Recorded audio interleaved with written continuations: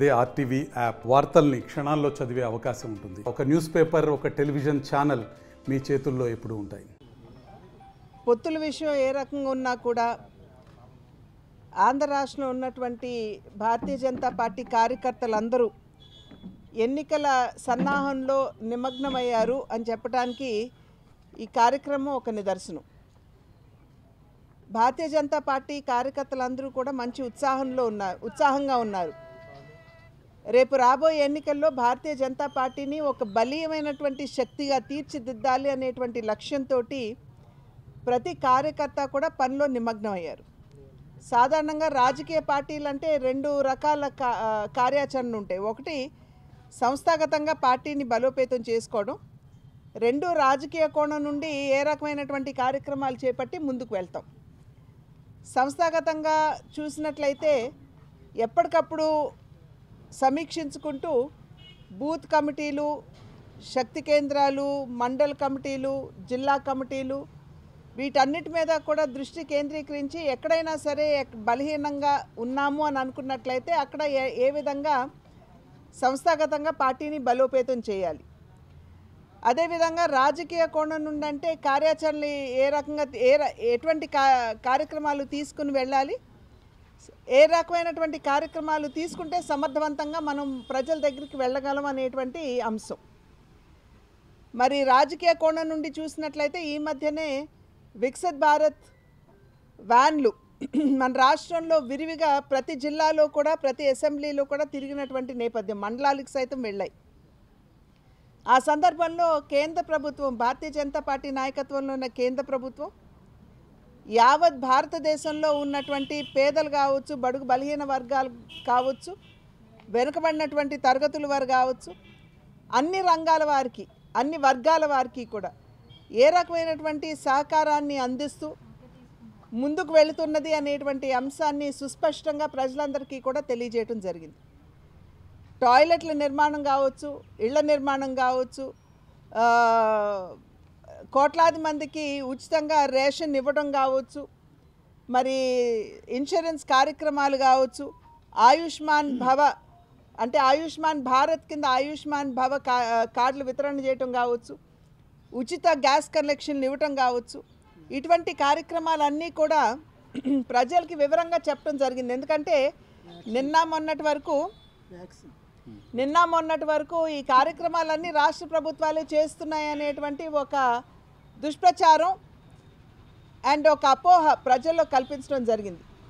కనుక వాటన్నిటినీ కూడా పటాపంచులు చేస్తూ ఇవాళ కేంద్ర ప్రభుత్వం ఈ కార్యక్రమాలన్నిటికీ కూడా పెద్ద ఎత్తున ఏ రకంగా సహకారాన్ని అందిస్తుంది. ప్రత్యేకించి ఉపాధి హామీ పథకం తీసుకున్నాం అనుకోండి, ప్రతి గ్రామీణ అభివృద్ధి కార్యక్రమం కింద ఆ ఉపాధి హామీ కింద వచ్చేటువంటి వనరులనే వాడుతున్నారు. చివరికి రైతు భరోసా కేంద్ర నిర్మాణాలు కూడా ఈ ఉపాధి హామీ పథకం కింద వచ్చేటువంటి వనరులు ఉపయోగించే ఇవాళ నిర్మాణం చేస్తున్నటువంటి పరిస్థితి రాష్ట్రంలో చూస్తున్నాం. కనుక పెద్ద ఎత్తున సహకారాన్ని అందించడం, అదేవిధంగా వ్యాక్సినేషన్లు కరోనా సందర్భంలో ఒక్కొక్కరికి మూడు పర్యాయాలు ఉచితంగా, పైసా కూడా తీసుకోకుండా పేదల దగ్గర, ఇవన్నీ కూడా చెప్తూ ప్రజల దగ్గరికి వెళ్ళినప్పుడు ప్రజల దగ్గర నుండి మంచి స్పందన. ఇప్పటివరకు తెలియలేదు, మాకు ఇప్పుడు అవగతం అవుతుంది, అవగాహన పెరుగుతుంది అని వారి స్వయంగా చెప్పటం. అదేవిధంగా మొన్న మధ్యన పల్లెకు పోదామనే కార్యక్రమం కూడా చేపట్టడం జరిగింది. ప్రతి కార్యకర్త రాష్ట్ర స్థాయి నాయకత్వం నుండి కింద వరకు కూడా ప్రతి కార్యకర్త ఒక గ్రామానికి వెళ్ళి 24 గంటలు అక్కడ బస చేయడం. ఆ బస చేసినటువంటి నేపథ్యంలో అక్కడ ఉన్నటువంటి ప్రజలతోటి మమేకమవుతూ స్థితిగతులు పరిస్థితులు కనుక్కోవడం, అక్కడ బూత్ పరిస్థితి ఏమిటి అని తెలుసుకోవడం, అదేవిధంగా అక్కడ ఉన్నటువంటి నాయకత్వాన్ని ఒక రకంగా సమీకరించుకోవటం, ఈ విషయాలన్నింటి మీద కూడా దృష్టి పెట్టి ఒకరోజు 24 గంటల పాటు ప్రతి నాయకుడు గ్రామాలకు వెళ్ళాలి. రాష్ట్రంలో 21,000 పైచీలకు గ్రామాలు ఉన్నట్లయితే ఒక 3,000 గ్రామాలకి ఇంకా వెళ్ళవలసి ఉంది. మిగతా గ్రామాలన్నీ కూడా మా కార్యకర్తలందరూ ప్రతి ఒక్కరూ కూడా వెళ్ళారు. ఈ కార్యక్రమం ఈ నెల 25 వరకు చేస్తాం కాబట్టి ఆ 3,000 గ్రామాలు కూడా ఇప్పుడు కార్యకర్తలు కంప్లీట్ చేస్తారు. అదేవిధంగా ఇప్పుడు మళ్ళీ ఇంకో కార్యక్రమానికి శ్రీకారం చుట్టడం జరిగింది, ప్రజాపోరు అని. ఇంతకు ముందు ఒకసారి ప్రజాపోరు యాత్ర చేయటం జరిగింది. అది విజయవంతమైనటువంటి సందర్భంలో ఎన్నికల నేపథ్యంలో ఇంకొక 45-50 రోజులు ఒక 2 నెలలు మనం ఎన్నికలకు వెళుతున్నటువంటి సందర్భంలో ఈ ప్రజాపోరు యాత్ర మాధ్యమంగా ప్రజలకి చేరువ కావాలి. ప్రజలకి మన వికసిత్ భారత్ కింద దేశానికి ఏం చేశామో చెప్తే ఇక్కడ ప్రజాపోరు యాత్రలో ఆంధ్ర రాష్ట్రానికి కేంద్ర ప్రభుత్వం ఏం చేసింది అనేటువంటి విషయాన్ని సుస్పష్టంగా ప్రజలకి తెలియజేస్తాం. అది మాత్రమే కాకుండా రాష్ట్ర ప్రభుత్వ వైఫల్యాలు, ప్రతి ఒక్క నాయకుడు కూడా నేను ఎమ్మెల్యే అయితే ఇది చేస్తాను అని వాగ్దానాలు 2019వ సంవత్సరంలో రాష్ట్ర ముఖ్యమంత్రితో సహా చేయటం జరిగింది. కానీ మనం చూస్తున్నాం ఈ 5 సంవత్సరాల కాలంలో చేసినటువంటి వాగ్దానాలు నెరవేర్చలేదు. ఉదాహరణకి చెప్తున్నాను, మద్యపాన నిషేధం అన్నారు. ఇవాళ ఇంకా ఎక్కువ మంది తాగుతున్నారేమో కానీ ఎక్కడా కూడా మద్యపాన నిషేధం అనేది లేదు. అందులోనూ నాణ్యత లేని మద్యాన్ని ఇచ్చి ప్రజల జీవితాలతో ఆడుకునేటువంటి ప్రభుత్వాన్ని వాళ్ళ రాష్ట్రంలో చూస్తున్నాం. రైతులకి సంబంధించి ధర స్థిరీకరణ నిధి మేము 3,000 కోట్లతోటి పెడతామని చెప్పారు. కానీ ఎక్కడా కూడా ఇవాళ మరి ఎన్ని కోట్లు పెట్టారో ఎవరికి ఇచ్చారో మరి ముఖ్యమంత్రి గారు సమాధానం చెప్పాలి. అదేవిధంగా ప్రకృతి వైపరీత్యాలు కనుక ఏర్పడితే వాటి నుండి రక్షణ కల్పించడానికి 4,000 కోట్లతోటి డిజాస్టర్ మేనేజ్మెంట్ ఫండ్ పెడతామని చెప్పి అన్నారు. మరి మొన్న చూసాం మిచాంగ్ తుఫాన్ వచ్చింది, ఎన్ని కోట్లు వెచ్చించిందండి రాష్ట్ర ప్రభుత్వం.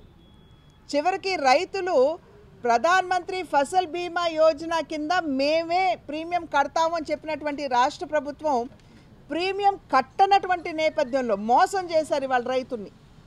ఆ రకంగా మోసం చేసినటువంటి నేపథ్యంలో పాపం రైతులకు కూడా సరి అయినటువంటి నష్టపరిహారం రానటువంటి పరిస్థితి. ఎవరి వలన?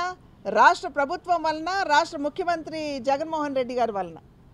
కనుక ఇటువంటి విషయాలన్నింటినీ కూడా ప్రజల వద్దకు తీసుకుని వెళ్ళి ఇవాళ అన్ని విధాలా కూడా రాష్ట్రానికి అన్ని విధాలా సహకరిస్తూ దేశంలో ఉన్నటువంటి అన్ని వర్గాలు వర్ణాల ప్రజలకి కూడా సంక్షేమాన్ని అందిస్తూ ముందుకు వస్తున్నటువంటి పార్టీ, ఎటువంటి అవినీతి ఆరోపణ లేకుండా, మరక లేకుండా, వారసత్వ నాయకత్వం అనేది లేకుండా ప్రజలకి స్వేచ్ఛగా సేవకి పెద్దపీట వేస్తూ ప్రజలకి సేవ చేసేటువంటి పార్టీ భారతీయ జనతా పార్టీ. అటువంటి పార్టీని ఆశీర్వదించమని చెప్పి అడగటానికి ఈ ప్రజాపోరు యాత్రని మాధ్యమంగా చేసుకుని మా నాయకులందరూ కూడా ప్రజల వద్దకు వెళ్తారు.